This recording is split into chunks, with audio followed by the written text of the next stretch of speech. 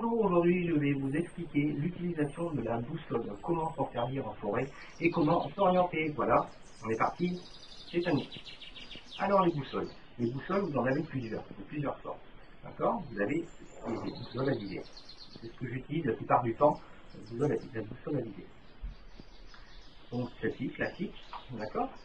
Ensuite vous avez la boussole à viser aussi, mais transparente avec loupe et des granulations sur les côtés, que je vous expliquerai par la suite. Et ensuite, on va dire, à la fin de la technologie, vous avez les boussoles montres. Donc vous avez toute une multitude de fonctions à l'intérieur, plus la boussole et ensuite un petit GPS qui peut vous diriger où vous voulez. D'accord? Tout ça, vous pouvez les trouver dans le magasin Decathlon. Ok? Ok, donc maintenant nous allons positionner la boussole de façon qu'elle indique le nord. La carte, alors la carte topographique. Une carte topographique, le haut de cette carte indique toujours le nord. Elle n'indique pas l'ouest, le sud, etc. C'est toujours le nord. Pensez-y. Une fois la boussole positionnée dessus, comme je viens de le faire, là ça s'est déplacé un petit peu, donc on va replacer la carte. Alors on bouge la carte bien sûr et non la boussole. Donc on positionne et là, voilà, votre carte est au nord. Ok, alors maintenant nous allons nous diriger d'un point A à un point B. Donc le petit point noir que vous voyez à côté du mot Mervan, ce petit point se situe juste à côté du pont en bas à côté du lac. Nous allons monter jusqu'au pont du déluge à travers la forêt bien sûr. Donc ce que l'on va faire, nous allons positionner tout simplement la boussole, voilà, comme ceci, sur la graduation. Il faut bien s'appliquer, voilà, bien droit, ok, et la graduation, vous voyez, à peu près 335 degrés nord-ouest, voilà. Alors, j'utilise souvent le point de visée, tout simplement pour ne pas m'encombrer de la boussole.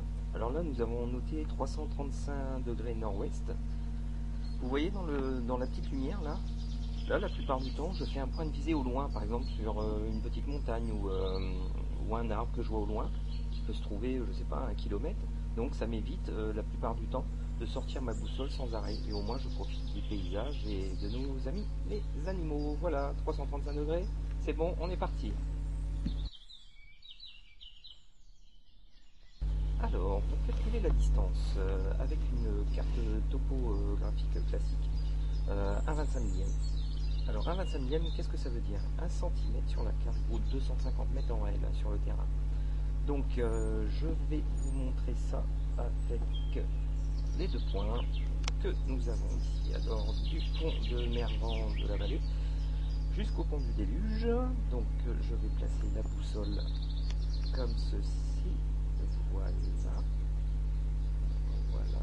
Et là, nous pouvons voir exactement 1 km 5. D'accord? 1500 mètres. Donc, sur le bord de la boussole, c'est marqué 1,25 millième. Vous pouvez avoir autre chose, 1,50, etc. Voilà.